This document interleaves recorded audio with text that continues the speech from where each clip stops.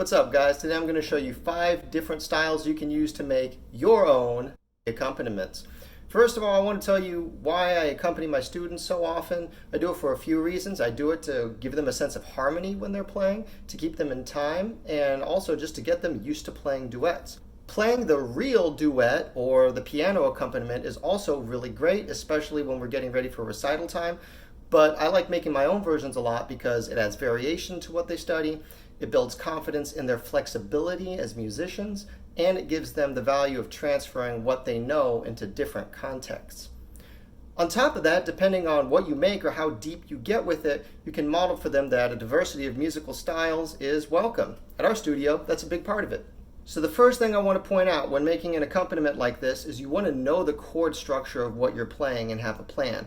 So we're going to use something easy. We're going to use Go Tell Aunt Rhody in D major because I'm on a cello, and the chords are going to be D, G, and A. That's it, all through it. The first one I'm going to show you is what I call the rock version. So we're going to use power chords. The first chord is D major, so D is the root, and A is the 5th. We're using the 1st and the 5th, and we're going to use 16th notes. It's going to go like this. 2, 3, and.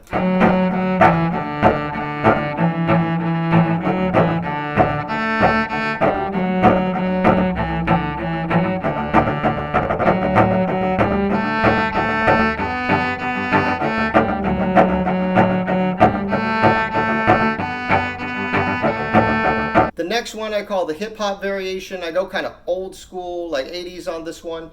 And you can do this one pizzicato, you can do it with the bow, and you can do a lot of fun stuff with this one. It goes like this.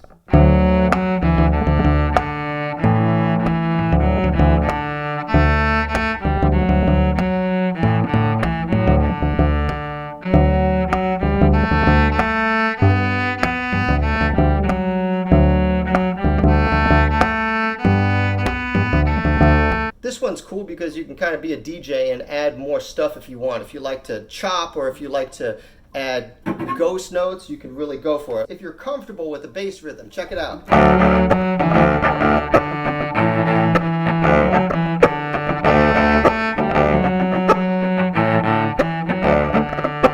The next one is a folk singer-songwriter kind of style where you get to play the whole chord. So cellist, you're going to be doing 1-1-3 for major, or open open 1 for G. Violinist, you're doing 1-1-2 and open open 1. You can do, and you can add the octave on the top if you're comfortable with playing full chords. I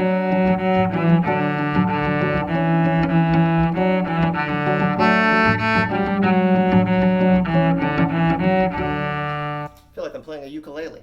The next one on the list is the country variation. I'm not a country cellist, but I know some country bass players who have given me some tips. So I do a bass line, again using the root and the 5th.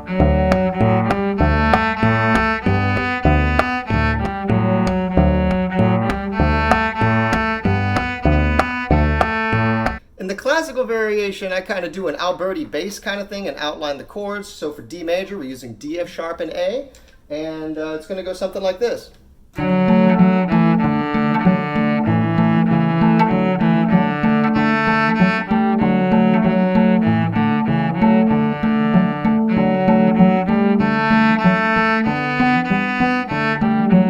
And now I have a bonus one for you. One of my favorite things to do with it is to use the piece for a different purpose in minor key or even in a mode.